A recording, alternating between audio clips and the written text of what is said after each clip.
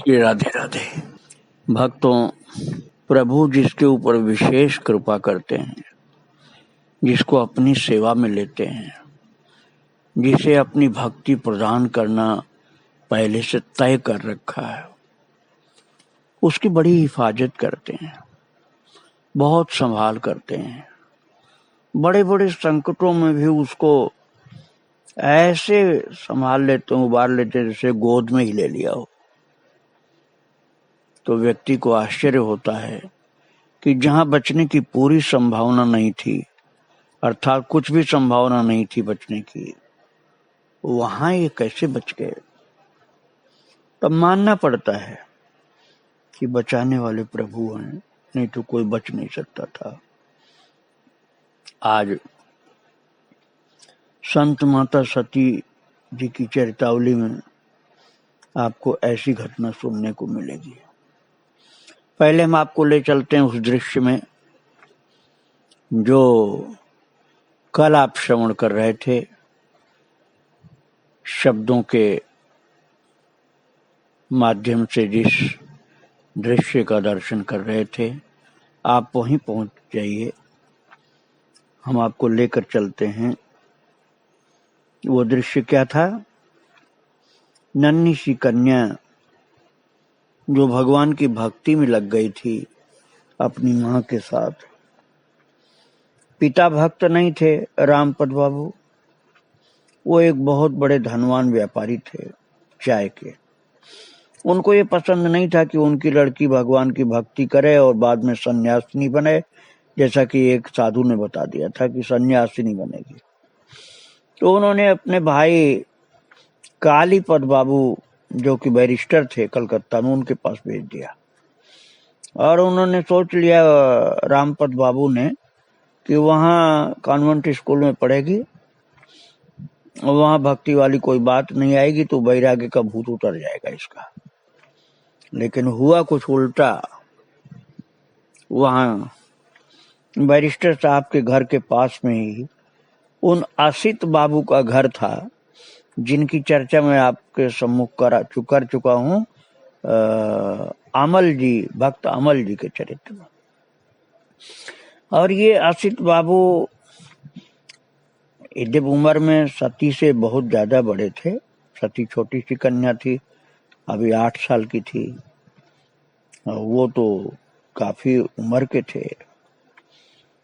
वो आते थे बैरिस्टर साहब के घर, उम्र में बहुत बड़े थे और छोटी सी बिटिया थी सती 8 साल की, लेकिन दोनों का स्वभाव एक था बिल्कुल, क्योंकि आसित भी भक्त थे और एक कन्या भी भक्त थी। महाराज, दोनों का विचार मिलता था, दोनों की बातें मिलती थी। आसित जब सती जैसे 8 साल की थी, ऐसे जब आसित 8 साल के थे, तभी से रामकृष्ण परमहंस का जादू उन पर चढ़ गया था। उन्होंने विवाह नहीं किया था। असित ने विवाह नहीं किया था, जो अमल जी के मित्र थे, पहले मैंने सुनाया था आपको। और गायक बहुत अच्छे थे, किंतु कोई फिल्मी गाना नहीं गाते थे। भजन कीर्तन, भगवान का कोई पद, बस यही गाते थे। और सती उन्हें मामा कहती थी। वो अवसर पाते ही उनके पास जाकर के बैठ जाती और उनसे साधु महात्माओं के बारे में बात करती। वे भजन या कीर्तन गाते तो बिल्कुल मस्त होकर के सुनती थी। वो आसित एक साहित्यकार भी थे और बहुत अच्छे गायक थे। भगवान की भक्ति का ही पद भजन कीर्तन गाते थे और इतनी तन्मय होकर के सुनती थी लड़की, वो छोटी सी आसित की भजन को ये सती सुनती थी कि आसित को भी आश्चर्य होता था कि जब वो भजन गा रहे होते थे तो सती की आंखों से आंसू की धार चलती थी। वो देख के हैरान हो जाते थे। आसित सोचते थे मेरी आंखों से इतनी आंसू नहीं चलती, इतना इस नन्ही सी कन्या के आंखों से आंसू गिरती है। इसके अंदर कितनी भक्ति है, कितना भाव है। चकित होते थे देखकर असित। महाराज 2-3 वर्ष बाद सती ने जब किशोर अवस्था में प्रवेश किया तो भी उसके स्वभाव में कोई परिवर्तन नहीं आया। उसे थिएटर, सिनेमा, पिकनिक, सभा, सोसाइटी, इन सब में किसी में रुचि नहीं थी। और स्कूल में भी दूसरी लड़कियों के साथ वो मिक्स नहीं होती थी, क्योंकि उन और जो लड़कियां थी स्कूल में उनकी बातें और हंसी ठट्टा उसे अच्छा नहीं लगता था। इसलिए स्कूल में या उसके बाहर उसकी कोई सहेली नहीं थी। सती की कोई सहेली ही नहीं थी, एक भी नहीं थी। स्कूल से आते ही वो मामा जी के घर चली जाती, क्योंकि बैरिस्टर साहब के घर के पास में ही था मामा का असित के घर। वो असित को मामा कहती थी। उनसे अध्यात्म की बातें करती या उनकी पुस्तकें निकाल कर पढ़ने लगती। और पढ़ती थी क्या, वो रामकृष्ण कथामृत, जिसमें रामकृष्ण परमहंस के चरित्र की बातें। रामायण पढ़ती, भागवत पढ़ती, महाभारत, चैतन्य चरित्र, भक्तमार्ग, यही पढ़ती थी। और उसकी बुद्धि इतनी तीक्ष्ण, स्मरण शक्ति इतनी प्रबल थी कि जो उसके स्कूल की पढ़ाई थी, इतिहास, भूगोल आदि, वो तो जो स्कूल में पढ़ लेती थी बस वही बहुत होता था। घर में कभी उन पुस्तकों को देखती नहीं थी। वो जरूरत भी नहीं पड़ती थी उसको, जरूरत से ज्यादा याद हो जाता था। स्कूल में जो सुना वही याद हो जाता था। परीक्षा के टाइम पर केवल देखती थी पुस्तक बस। और सती 15 वर्ष की थी तब उसने मैट्रिक पास कर लिया था। इधर हाई स्कूल बोलते हैं, उधर मैट्रिक हाई स्कूल लगभग एक ही होता है। तो वो लड़कियों में फर्स्ट आई, इतनी तेज थी पढ़ने में, जबकि वो पढ़ती नहीं थी स्कूल की कोई चीज। वो तो केवल भगवान की चीज पढ़ती थी। और जब रिजल्ट निकला उसका हाई स्कूल का, मैट्रिक का, तब वो गुवाहाटी में थी। और पढ़ाई के टाइम में वो कलकत्ता में थी। पढ़ाई उसने कलकत्ता में किया था, बैरिस्टर साहब के घर रहकर। बैरिस्टर उसके चाचा थे। तो पिताजी ने भेजा था चाचा के घर, बैरिस्टर के घर, वहीं कलकत्ता में पढ़ाई किया था। लेकिन संयोग की बात, जब उसका मैट्रिक का रिजल्ट आया तब वो गुवाहाटी में अपने पिता के घर थी। और असित ने उसे तार से सूचना, तार मतलब टेलीग्राम से सूचना दिया कि तुम इतने अच्छे नंबर से पास हो गई हो। तो उत्तर में उसने एक लंबी सी चिट्ठी लिखी, पत्र लंबा सा लिखा, और उसमें रिजल्ट के बारे में केवल एक वाक्य था, रिजल्ट जानकर खुशी हुई बस। और इतने लंबे पत्र में क्या था? पूरे पत्र में अध्यात्म की चर्चा थी और तरह तरह के प्रश्न थे, जैसे क्या प्रत्येक लड़की के लिए विवाह करना अनिवार्य है? क्या भगवान को पाने के लिए गुरु करना आवश्यक है? ऐसे प्रश्न थे भक्तों। और हाई स्कूल में पढ़ती थी तब के प्रश्न थे उसके। और यदि उपयुक्त तो गुरु न मिले तो सीधे भगवान को प्राप्त करना क्या संभव नहीं है? और यदि नहीं है तो क्यों नहीं है? और भगवान को प्राप्त करने के लिए मेरी जैसी लड़की को क्या करना उचित है? ऐसा भी उसने असित से पत्र में पूछा था। और महाराज ये प्रश्न, पूरा पत्र पढ़ करके असित बाबू उसके पत्र का उत्तर लिखने जा रहे थे। उसी समय अखबार में खबर पढ़ी कि गुवाहाटी में भीषण भूकंप से हजारों घर गिर पड़े। और मैंने अभी आपको बतलाया कि उस समय लड़की जो सती थी वो अपने पिता के घर गुवाहाटी थी जब रिजल्ट आया, और पढ़ाई के टाइम में कलकत्ता में थी। तो पत्र उसने जो भेजा था गुवाहाटी से भेजा था, कलकत्ता में अपने आसित बाबू जो मामा कहती थी उनके पास। आसित बाबू भगवान के भक्त थे ना, इसलिए उनको इतना मानती थी। तो आसित बाबू उस कन्या को जानते थे कि बहुत ही भक्त है सती, इसलिए उसके पत्र का उत्तर वो लिखने जा रहे थे। लेकिन उसी समय अखबार में पढ़ा कि गुवाहाटी में भीषण भूकंप से हजारों घर गिर पड़े और हजारों लोगों की जानें चली गई। और खबर पढ़ते ही उनको सती की चिंता हो गई, क्योंकि सती गुवाहाटी में थी और सती भगवान की भक्त थी ना, इसलिए चिंता हुई उनको कि पता नहीं उसका क्या हुआ। वे भाग करके गए कालीपद बाबू के घर, जो बैरिस्टर थे उनके घर, और देखा कि कालीपद बाबू बेहोश पड़े हैं। उनके हाथ में गुवाहाटी के मजिस्ट्रेट अरुण सान्याल का टेलीग्राम है, जिसमें लिखा है, उस टेलीग्राम में लिखा था, सती के घर सती को छोड़ करके और कोई नहीं बचा, सब भूकंप में मर गए। उसके घर का कुछ हिस्सा गिर पड़ा, बाकी सुरक्षित है।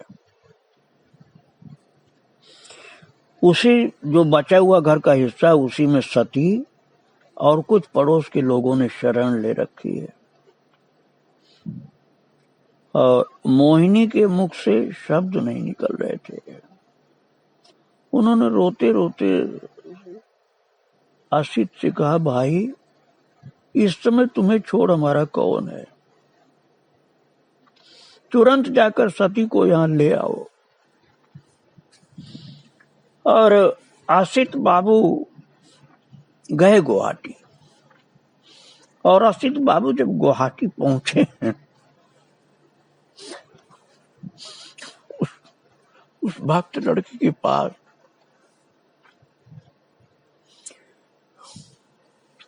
उस भक्त लड़की के पास जब पहुंचे हैं तो वो उनसे लिपट करके फूट फूट कर रोने लगी और बोली, मामा जी, माँ बाबा नहीं रहे, अब मेरा कोई नहीं तुम्हारे सिवा। भक्तों, बंगाल में पिता को बाबा कहा जाता है, तो वो बंगला बोल रही थी ना, उसका बाबा का मतलब है पिताजी से है। उसने आसित से कहा कि मामा, मेरे माता पिता दोनों ही मर गए भूकंप में, अब तुम्हारे अलावा मेरा कोई नहीं। अब आप देखो ठाकुर जी क्या लीला करते हैं। आपने अमल के चरित्र में सुना था कि आसित उसके सहयोगी थे। अब इस भक्त माता सती के जीवन में आसित का कितना रोल रहा है सहयोग का, अभी आप सुनेंगे। आसित बाबू ने उसके सिर पर हाथ फेरते हुए सांत्वना दिया। उसी दिन उसे लेकर कलकत्ता रवाना हो गए और ट्रेन में सती ने उनसे कही एक स्वप्न की बात, जो भूकंप के कुछ मिनट पहले उसने देखा था। स्वप्न देखा था उसने, भूकंप आने के कुछ मिनट पहले प्रभु ने उसको एक स्वप्न का दर्शन दिया था, जिसमें ज्ञान कराया था। वो स्वप्न की बात सती ने ट्रेन में, रास्ते में, कलकत्ता जाने के टाइम रास्ते में ट्रेन में आसित बाबू को स्वप्न की बात सुनाया। वो लड़की सती बता रही है मामा आसित बाबू को ट्रेन में कि मामा जी, भूकंप आने के कुछ मिनट पहले एक स्वप्न मैंने देखा, और स्वप्न में क्या देखा बता रही है कि भूकंप से पहले जो स्वप्न देखा था मैंने, उसमें मेरे घर के चारों ओर ताश के पत्तों के बड़े बड़े सुंदर घर बने और सब गिरते चले जा रहे हैं, और मेरी नींद खुल गई। वो लड़की कह रही है, तो मुझे लगा कि कोई मुझसे कह रहा है इसी क्षण बाहर निकल जाओ। मैंने माँ और बाबा के कमरे के दरवाजे पर जोर जोर से धक्का देकर कहा, बाबा मतलब पिताजी, मैंने बताया भी आपको। तो माता पिता का जो कमरा था उसके दरवाजे पर जोर जोर से धक्का दे करके लड़की बोली, माँ बाबा शीघ्र बाहर निकल पड़ो, देरी नहीं करो। तो माँ ने चीख कर कहा, क्या पागल हो गई है? रात के इस समय माघ की शीत में बाहर निकल कर क्या होगा? जा करके सो जा।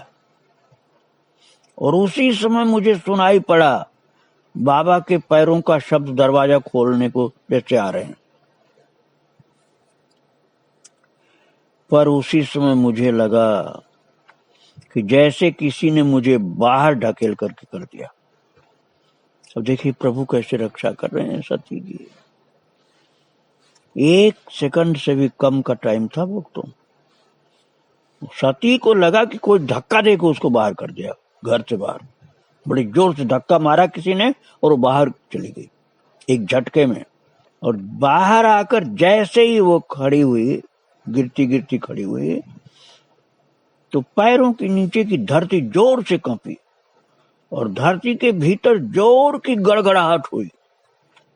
बड़ी जोर की आवाज हुई धरती के भीतर, और वो गड़गड़ाहट की आवाज हुई धरती के भीतर। उसके बाद लोगों की आर्तनाद के साथ चारों ओर से इमारतें धम धम धम करके धराशायी होने लगी। और देखते देखते सती बता रही है कि मेरे घर का मंदिर और कमरे सब गिर गए। कुछ हिस्सा घर का बचा और सब गिर गया। और जिसमें मेरे माता पिता थे वो कमरा भी गिर गया। और जो उसमें ठाकुर जी थे उनके घर के बगल में मंदिर जो था। महाराज सावधानी सुनिए क्या लीला हो रही उसके साथ। जो मंदिर था उस घर में, वो विग्रह जो ठाकुर जी के थे वे उस सती के चरणों के सामने गिर गए। और श्री विग्रह में खरोंच भी नहीं लगी जरा सी। घर तो टूट टट गया, लेकिन ठाकुर जी का जो स्वरूप था, जो सती के चरणों में मंदिर से गिर गए, वो उनको खरोंच भी नहीं लगी। और सती कह रही कि न जाने क्यों मुझे लगा कि जैसे वो मुझसे कह रहे हैं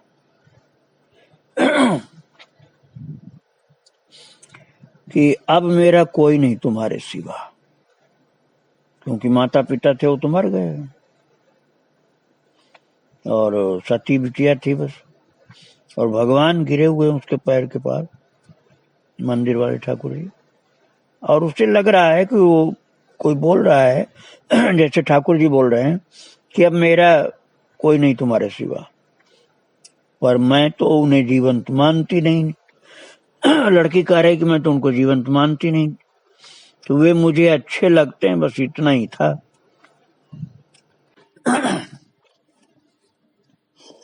तो इसलिए उनका भी ये कहना कि मेरे सिवा उनका कोई नहीं मेरी समझ में नहीं आया।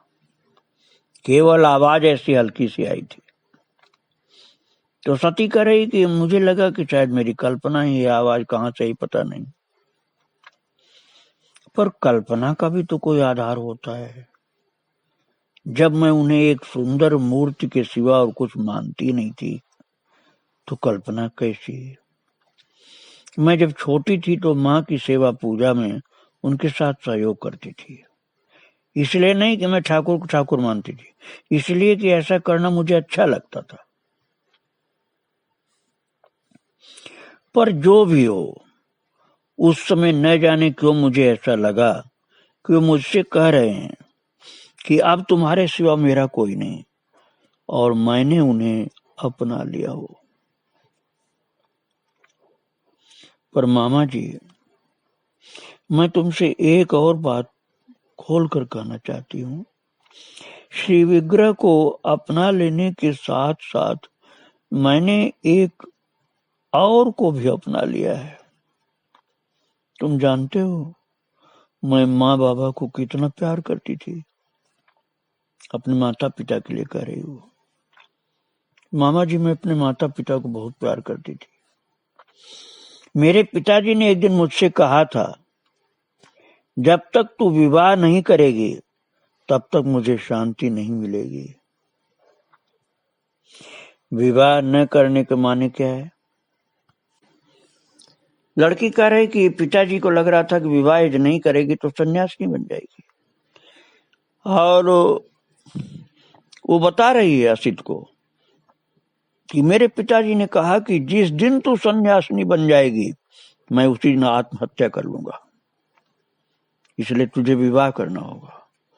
और एक तूने विवाह नहीं किया और सन्यासिनी बन गई तो मैं आत्महत्या कर लूंगा। और भक्तों उसी समय गुवाहाटी में आए अरुण सान्याल मजिस्ट्रेट होकर। तो सती कह रही है असित मामा से कि मुझे लगा कि वे प्रथम ऐसे युवक हैं, वो मजिस्ट्रेट साहब जो थे अरुण सान्याल। तो लड़की कह रही कि मुझे लगा कि प्रथम ऐसे युवक हैं जिन्होंने आंख गड़ाकर लोभ की दृष्टि से मुझे कभी नहीं देखा, और इसलिए मुझे वो अच्छे लगे। पर कल रात उन्होंने मुझसे कहा कि उन्होंने जब मुझे प्रथम बार देखा था तभी से हृदय में मुझे पाने की कामना छिपी थी। और इतना कह करके उन्होंने दिखाई बाबा की एक चिट्ठी, मतलब उसके सती के पिताजी की एक चिट्ठी, सती के पिताजी के हाथ की लिखी एक चिट्ठी, जिसमें लिखा था कि यदि अचानक मेरा देहांत हो जाए तो अरुण मुझे अंगीकार करे। अर्थात ये मजिस्ट्रेट जो हो गया अरुण सान्याल, उसी से शादी सती की जाए यदि मेरी अचानक मृत्यु हो जाए। सती के पिता का पत्र था, उनके हाथ का लिखा हुआ। और चिट्ठी पढ़ करके मैं बड़े असमंजस में पड़ गई। अब वो पत्र अरुण ने दिखलाया, मजिस्ट्रेट जो है सती को उसके पिताजी के हाथ का वो पत्र दिखलाया। तो वो पढ़ करके उसने हैंडराइटिंग तो पहचान ही लिया पिताजी की है। तो वो बोल रही है असित से कि पढ़ करके मैं बड़े असमंजस में पड़ गई। और मैंने अरुण से केवल इतना कहा कि मैं इस संबंध में तुरंत कुछ नहीं कर सकती, पर रात भर उधेड़ बुन में पड़ी रही। अंत में ये सोच कर कि पिताजी मुझे इतना प्यार करते थे, उनकी अंतिम इच्छा की मर्यादा मुझे रखनी ही होगी। तो सती बोल रही कि मैंने निर्णय किया कि मैं ब्याह करूंगी और अरुण से ही करूंगी।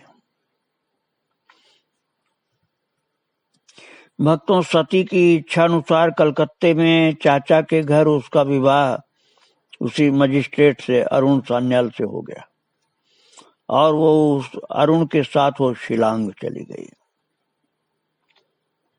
और साल भर बाद उसके एक लड़का भी हुआ। और उसके बाद फिर क्या घटना सब घटती है वो मैं आपको कल सुनाऊंगा। इस परम भक्ता सती के चरणों में प्रणाम। श्री राधे राधे। जय श्री राधे।